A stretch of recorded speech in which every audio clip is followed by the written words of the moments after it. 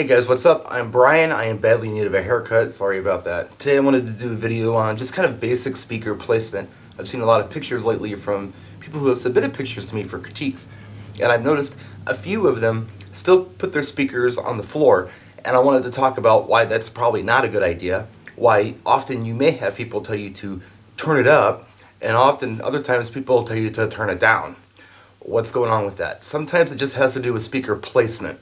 So here's a speaker on the floor. Back in the old days before I knew much about sound, and the people I worked for didn't know a lot about sound, and our speakers weighed, 80 to 100 pounds, and that was just a passive speaker.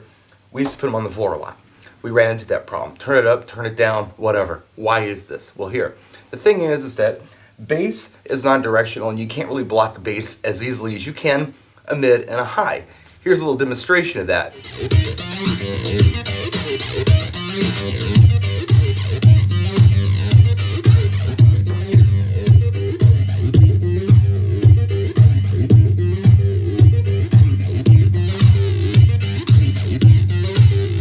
Notice when I walk in front of the speaker, you lose a lot of sound. When I walk away from it, you hear it again.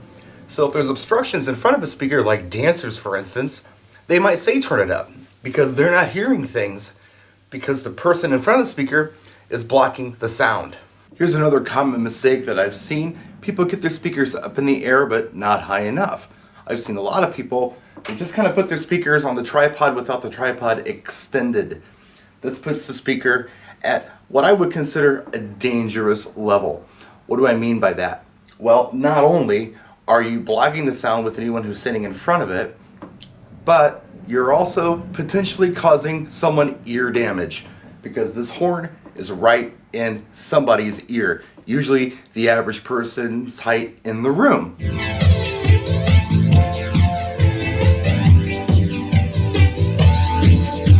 Now, it's my advice that something like this would be the ideal speaker placement for most any DJ. Why is that? Well, first of all, your horn is well above what could reasonably be the tallest person's head in the room. This is cool for a couple reasons. One, nobody's going to get ear damage. No one's going to get that direct horn in their ear, which could really cause somebody to be hearing impaired. That's not a good thing. It's also painful. The other thing is, no one's blocking your highs and mids. There's nothing obstructing this. So your sound's gonna travel better. It's gonna travel further into the room. No one's gonna say turn it up because they can hear it just fine. So the next question you may have is, how am I gonna get my speaker this high up in the air? Well, first of all, a lighter weight speaker is gonna help you out a lot.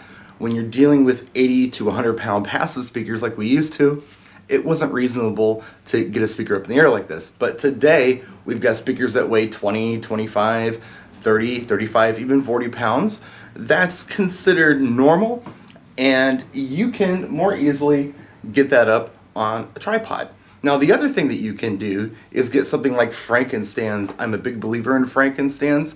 They've got a shock absorber inside. So all you have to do is get your speaker on the tripod and then release a pin and a clamp, and you can push the speaker up very easily. You can also lower it super easy. It's a great way to get your speakers where you want them safely for everybody. For you, the DJ, so you don't hurt yourself, and for the audience so they don't get any ear damage, and they can hear everything well. So that's my video on speaker placement.